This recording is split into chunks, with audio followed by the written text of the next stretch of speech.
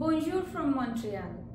Today we're going to meet Thùy, who stays in Montreal. She's a Canadian French writer, and we'll have a little chit chat with her. We'll explore different facets of learning French language and living in a Francophone country like Canada. Today we have a very special guest, Madame Thùy, who's a Canadian French writer. Thank you for accepting.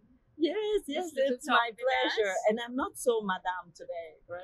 I didn't dress myself very seriously. That's perfectly all right. Because it's summer. Well, summer is coming. Yes, of and course. We are just happy to have the first sunny day, very warm in Montreal. So let me introduce ma'am to you.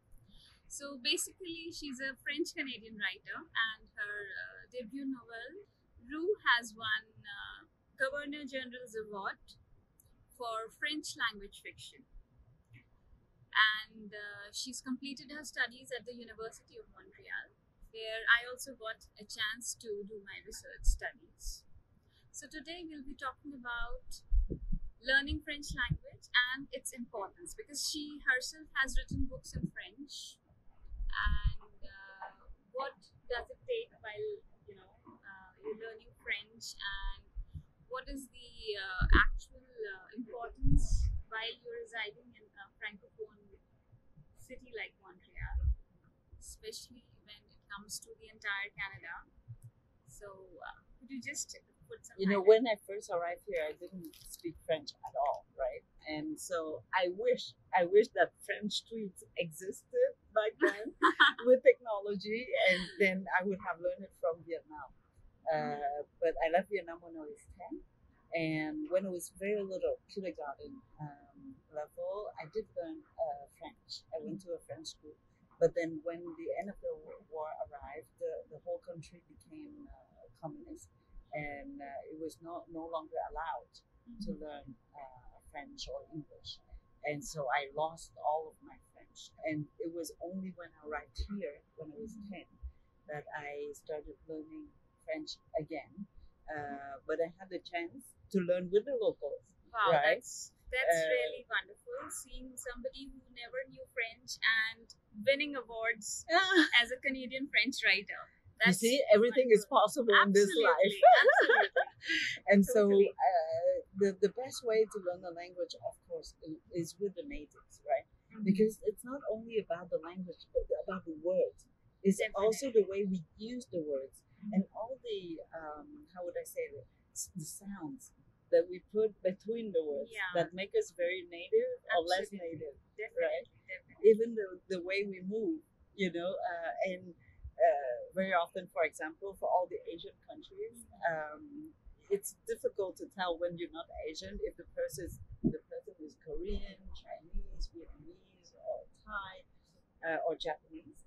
But if you're Asian, just by looking at the different way, the different gestures, we can tell, And maybe same thing with India, right? Absolutely. From one region to the other, the way we move our head, Absolutely. and so when we have the opportunity to learn from the natives, like what French Tweets offers, is that you learn more than the language. You learn also the culture at the same time. There's an element of immersion with the culture, so that absolutely actually supports the entire language proficiency skills. Yeah. Yes, of course. So, how do you think French as a mode of communication in Canada? French is more spoken than we think, because in every province in Canada, you have francophones who a community. And my boyfriend's grandmother was the one who created the first French school in Ontario. Oh, in Toronto. I don't remember which one exactly, but she fought for that because there was a community of French speakers. And you can find that basically everywhere in Canada, even more now. Somehow, French has become very trendy. So actually, in some provinces, people they have a waiting list for the students who want to learn French. Immersion. Yes, of course. So in Quebec, of course, if you don't speak French, I think you would be, maybe you can find work, but you miss, you would miss probably 80% of the charm of Montreal, and all that Montreal can give you. Not Montreal. I say Montreal, but the Quebec entire and province. the other provinces as Yes, well. yes. To in order to enjoy all that this country can offer, I think you need to speak both of the languages. In any case, That's when you listen to our Prime Minister, he yes, would switch from French to English absolutely. at any time, right? Yeah. Okay. So now I'll be asking you a couple of questions regarding your writing career. So it's very general. When you wrote your first draft, what did you actually write about? Oh, I didn't know that I was writing a book. They were just little notes that I took, and then it was the publishing house that put that into a book. But I just wrote notes, and so I love words, and I love the French language. So it was less about the story than to be able to play is with it words. is it the language that pushed you to write? Absolutely. That's what made you write the book. Absolutely. Again, the language. Because I'm fascinated by words, how some sound can provoke so much emotion. When you read the word melancholia, first of all, the sound of melancholia is beautiful. If you don't look at the definition, Yes. it's just beautiful, right? And then after that, just reading the word, all of a sudden you feel something. And how come just sounds can provoke so much emotion? It's in such a soft language. There are Mhm. no harsh words at all in it. And so that's why I tell you that I love words, and the even the writing, of the word is beautiful. And so it started with the word first, and then You explore the love, right? yes, and the stories come, and of course, words need to be carried by a story. They cannot exist on their own. They can be beautiful, but how would I say it? For the human brains, we need a story in order to remember the words, in order to have the words, exist in 3 dimensions, I would say. And so, yeah, you need the story. Definitely. And another question: what does your writing space look like? Oh my God, anywhere. It can be here, but most of the time it's at my kitchen counter, so I can cook and write at the same time. I don't have a desk, and luckily now we have laptops, so Yeah. most of the time I write at airports and hotel rooms. All right. That's when You're nobody traveling a bothers lot me, now. and so I don't need a working space All right. because of technology. So I thank Sure, technology for evidently. that. And your titles of the book, they seem to be distant from the usual ones. So how do you choose those titles? Because I try to find a word that would cover both Vietnamese meaning and a French or English meaning. Makes sense. Yeah, and the Vietnamese language is monosyllabic. It has never more than one word. Yes. And that's why my titles are so short. Yeah, they are the most shortest and they're quite catchy and you can remember them for long. Oh, you think? Definitely. I thought that it's something that you can, No. and that's why, like M, the last one. I wanted the sound of the verb to love, in French, aimer, right? Aimer, yeah. But in this, the with the sound of M, it's really to love, but in the imperative form. That's impressive. You are forcing someone to love. And my question was, when I chose it, can you force someone to love? Is it possible? And I thought it was not possible. But now I think it's possible. Yeah. Because loving is what? I think that if we get to know someone, know something well enough, we do fall. It's impossible for us. You can say, oh, I don't love flowers. And for of example. course, the words, they carry a weight. Yes, yes. And, for example, a chair. Can you fall in love with a chair?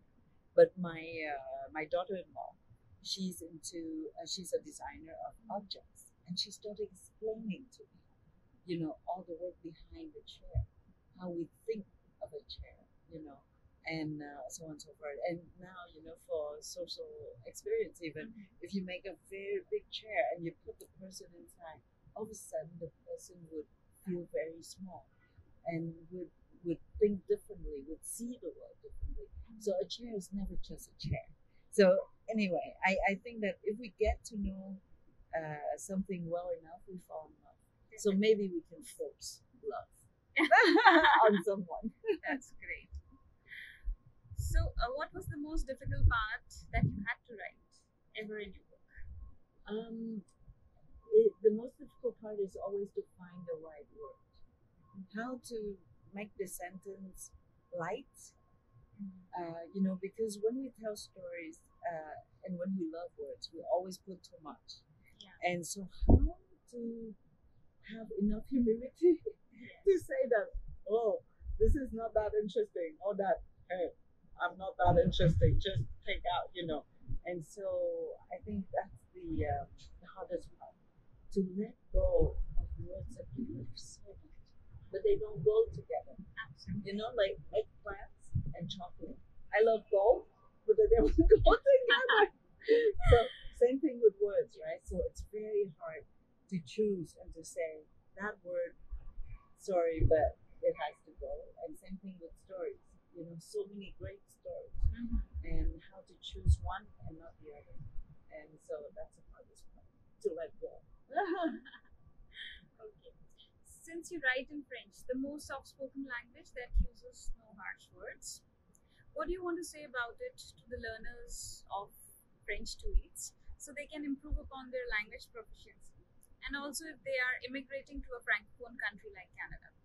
I think the best way to learn a language is to learn it by heart. Because each language has its own musicality, its own melody. You see, the Vietnamese language has only one syllable, whereas the French language, you can have Absolutely. so many Numerous. syllables. So just for that, you know, just to get your ear, get used to the musicality. It's like jazz and classic music. It's not the same. Right? You need to listen. And the best way for me is to learn it by heart. And to learn it by heart, again, I think the best tool is songs, is through songs. You know, you just put the songs on with the words and you follow the song. And because of the rhythm of music, you would get the words very easily. And also, you know, songs are very short. You have the whole story from the beginning to the end in 2 minutes or 3 minutes. Wow. A love story. That's a very important trait. Yeah. And so you can follow a storyline in one song, and very often the words are repeated. So while you're learning, and of course it's not monotonous as well. Exactly. Love listening to songs. So and they can very and well catch up with that. yeah, and songs carry also a culture. Yes. You know, like Vietnamese songs. For the longest time, they were all sad because it was during the war, right? And yeah, and when you learn, French songs, right? It's all about love and heartbreaks and all of that, and it's so, you know, so and by just the words we use, we can understand the language. And now I give you one example. The word in French, gourmand et gourmandise, meaning eating too much, Yes. but with guilt and pleasure at the same time, right? But that word doesn't exist in English. Yeah, it's not there. No, because the English culture, we don't eat too much, but with pleasure. Yeah. We only feel guilt, and it's the word gluttony, right? Gluttony, it's only guilt. Definitely. Yes, and in French, you have also glouton, which is also guilt of too much eating. But you also have that word gourmand et gourmandise, where you eat too much, but guilty, but so much pleasure. And you can feel right away, you know, the culture, the Latin culture of the French language, where we stay a long time around the table, drinking, eating, talking, right?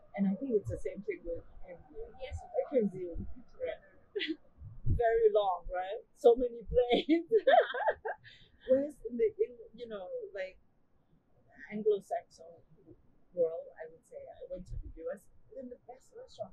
Everything's super quick, you know. The discussion was not about around the table. And so that's why, you know, I think when you learn a language, you also learn the culture Yes, of right course. away. There's an immersion in the culture, and then obviously you Yeah. start thinking the other way. Yeah, yeah. Changes your perspective totally. Yeah. So do you have the word gourmand and gourmandise in Hindi? In Hindi, In Hindi? no, I don't think so. It's not there.